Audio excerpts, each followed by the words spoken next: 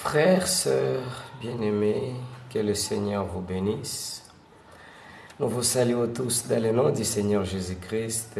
C'est votre bien-aimé frère William Zawadi.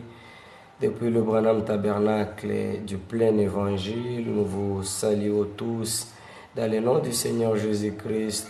Et nous sommes très heureux de cette opportunité que le Seigneur nous a donnée de nous joindre à vous au travers de ces numéros pour parler autour de la parole et rien que la parole. Le Seigneur Jésus-Christ a dit, le ciel et la terre passeront, mais seule la parole ne passera jamais. Le prophète William Aaron Branham dit que Dieu ne vaut pas plus que ce que vaut sa parole. Donc Dieu est plus grand que tout, mais il y a une chose qu'on peut se permettre de dire qui est plus grande que Dieu, c'est sa parole. Alors nous sommes très heureux de passer le temps ensemble avec vous et de communier autour de la parole. Parce que nous savons que l'un de ces jours, soit nous passerons, soit le Seigneur Jésus-Christ viendra pour prendre son épouse. Et la parole est la seule et l'unique chose qui pourra faire que nous puissions aller dans le repos de notre Maître après avoir traversé tant d'années de labeur sur cette terre. Et je pense que la parfaite volonté du Seigneur s'accomplira pour chacun d'entre nous concernant nos âmes. Alors, mes très chers bien-aimés, il va falloir qu'on en parle aujourd'hui. Nous avons jugé bon de prendre ce sujet qui est d'une importance très capitale. Le Fils de l'homme contre l'homme de péché. Nous allons directement commencer sans beaucoup tarder dans le livre de la rédemption qui est la Sainte Bible. Nous allons prendre dans l'épître. D'abord, on va commencer par l'évangile selon Luc au chapitre 17. Nous allons lire les versets 22, 23 et 24. Nous les lisons dans le nom du Seigneur Jésus-Christ. Et il dit aux disciples, des jours viendront. C'est le Seigneur Jésus-Christ qui parle à ses disciples. Des jours viendront où vous, mes disciples, vous désirerez voir l'un des jours du Fils de l'homme et vous ne le verrez point. 23. On vous dira, il est ici, il est là. N'y allez pas, ne courez pas après. Car, comme l'éclair resplendit et brille d'une extrémité du ciel à l'autre, ainsi sera le Fils de l'homme en ce jour. Les jours viendront où nous, les disciples du Seigneur Jésus-Christ, nous désirerons voir l'un des jours du Fils de l'homme. Lorsqu'il était encore sur terre, c'était un jour merveilleux. Le Fils de l'homme prêchait l'évangile aux pauvres. Il sauvait des âmes perdues. Il guérissait les malades. Il ressuscitait des morts. Il faisait des signes et prodiges. Alors, c'était vraiment un jour tellement merveilleux. Alors, le moment allait venir où nous allions avoir encore besoin de voir ne fût-ce que l'un de ces jours du Fils de l'homme. Et le Seigneur Jésus-Christ nous met à garde, il dit, pendant ce temps, l'ennemi saura que vous avez dans votre cœur le désir le plus ardent de voir l'un des jours du Fils de l'homme. Alors, qu'est-ce qu'il fera? Il vous dira, le Fils de l'homme est ici. Il est dans notre camp. Il est dans notre église. Il est dans notre dénomination. Le Fils de l'homme est ici. Il y aura des gens qui le diront. Vous cherchez le Fils de l'homme? Il est ici, nulle part ailleurs. Vous voulez voir les jours du Fils de l'homme? Venez dans notre église, venez dans notre dénomination, car c'est le seul lieu où se trouve le Fils de l'homme. Jésus dit, n'allez pas, ne courez pas après. Gloire au Seigneur. Nous allons prendre une référence du prophète dans la prédication, le lieu d'adoration que Dieu a choisi. Prêché le 20 février 64, plutôt 65, paragraphe 49. Le prophète dit, ils disent aujourd'hui, il y a des gens qui m'ont dit il n'y a pas longtemps, un homme m'a appelé à Beaumont, au Texas. Il disait, Monsieur Branham, si votre nom n'est pas sur le registre de notre église, vous ne pouvez pas aller au ciel. Pouvez-vous imaginer ça?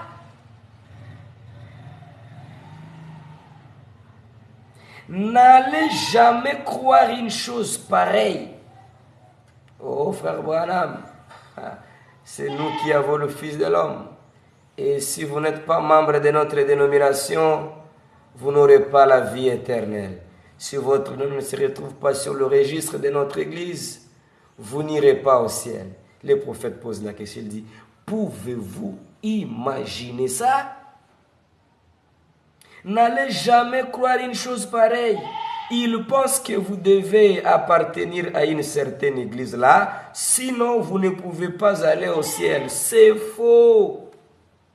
Croire ça, c'est antichrist.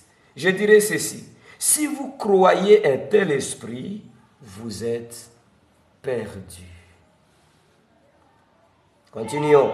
C'est une bonne preuve que vous êtes perdu. Oh Seigneur Jésus-Christ, si vous croyez à ça, si vous croyez réellement que le Fils de l'homme est ici et toute personne doit venir ici pour avoir la vie éternelle, c'est la bonne preuve que vous êtes perdu. Pourquoi, Branham?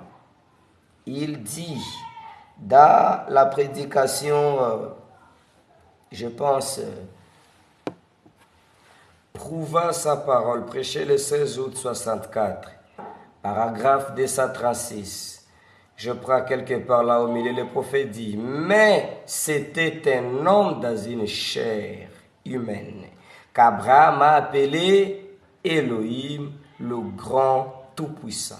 Montra propre point. Et Jésus a dit, ce qui arriva au jour de Sodome. Maintenant, soyez bien attentifs. Au jour de Sodome, arrivera de même à l'avènement du Fils de l'homme. Car le Fils de l'homme sera révélé. Non plus à tant qu'une église. Luc 17, 30. Ce n'est pas à tant qu'une église, à tant qu'une dénomination. Oh, la dénomination du Fils de l'homme. Les églises du Fils de l'homme. Non pas à tant qu'une église. Gloire au Seigneur. Non pas à tant qu'une église. Ce n'est plus ça. L'épouse est appelée. Voyez, à ce jour-là, le Fils de l'homme sera révélé. Pourquoi? Pour unir l'église à la tête, l'union, le mariage de l'épouse. L'appel de l'époux viendra par ceci. Quand le Fils de l'homme descendra et viendra dans la chair humaine pour unir les deux. Écoutez, l'église doit être la parole. Il est la parole et les deux s'unissent. Et pour ce faire, il faudra la manifestation de la révélation du Fils de l'homme. Pas un homme du clergé, pas un évêque, pas un homme qui est dans une dénomination, pas un homme qui est dans un rassemblement des églises. Oh non, le Fils de l'homme, c'est tel évêque, c'est tel archevêque, c'est tel surveillant. Pas à tant qu'un homme du clergé. Je ne sais pas Voyez-vous ce que je veux dire? Voyez, c'est le Fils de l'homme, Jésus-Christ, qui descendra parmi nous dans la chair humaine et qui rendra sa parole si réelle qu'elle unira l'Église et lui pour être un. L'épouse, et ensuite elle ira à la maison au souper de noces. Écoutez, elle est déjà unie. Voyez, nous allons au souper de noces, pas au mariage. Rassasiez votre chair pour point, vous-même de toute la chair des hommes puissants, parce que les noces de l'agneau sont venues. Mais l'enlèvement, c'est aller au souper des noces. Écoutez, lorsque la parole s'unit ici à la personne et les deux deviennent un, cela manifeste de nouveau le Fils de l'homme. Qu'est-ce que le Fils de l'homme? Qui est le Fils de l'homme? Lorsque la parole se marie à l'homme, toute la plénitude de la parole, la justification, la sanctification, le baptême du Saint-Esprit, la perfection du Fils de l'homme, tout cela, lorsque ça se fond dans l'homme, alors la parole et l'homme deviennent un. Cela manifeste le Fils de l'homme. Voyez, cela manifeste de nouveau le Fils de l'homme. Pas les théologiens de l'Église, pas ces gens de l'Église, évêques, archevêques, ceci, cela, non. Pas ces gens, pas ces théologiens. Le Fils de l'homme, la parole et l'Église deviennent un. Tout ce que le Fils de l'homme a fait, l'Église fait la même chose. C'est cette partie-là que nous ne voulons pas prendre. Tout ce que le Fils de l'homme a fait, qu'est-ce qu'il a fait? Vous le connaissez. Et l'Église qui est devenue le Fils de l'homme, la personne qui est devenue le Fils de l'homme, le fera aussi. Oh, gloire au Seigneur. La parole et l'homme devenant un, cela manifeste le Fils de l'homme. Alors, ce Fils de l'homme, c'est le messager lui-même.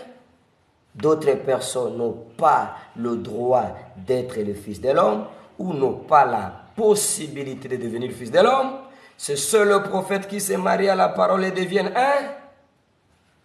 Un paradoxe, prêché le 18 avril 64, 12 paragraphes. Eh bien, permettez-moi de toucher ça tout de suite, de m'arrêter avec vous un instant. Christ qui vient dans son corps, ça ne veut pas dire dans moi seul, je ne suis pas le corps. Je ne suis qu'un membre de ce corps. Quand il se révèle en tant que Fils de l'homme, il descend dans son corps. Le prophète dit, pas dans moi seul. Je ne suis pas le corps. Je suis un membre de ce corps. Voyez, vous faites aussi partie de ce corps, vous. Je fais partie de ce corps. Je dois devenir un avec la parole pour manifester le Fils de l'homme. Un absolu. Prêché le 1er décembre 63, paragraphe 47. Maintenant, vous voyez, nous ne sommes pas un peuple divisé. Nous devons être dans l'unité parce que chacun de nous détient une partie de Dieu. Quand la parole et l'homme deviennent un, cela ne signifie pas que l'homme devient la totalité de Dieu. Pour pardonner les péchés, pour sauver, pour être adoré, non. Mais nous sommes tous les membres de ce corps. Alors nous devons être unis. Pourquoi être unis? Parce que chacun de nous détient une partie de Dieu.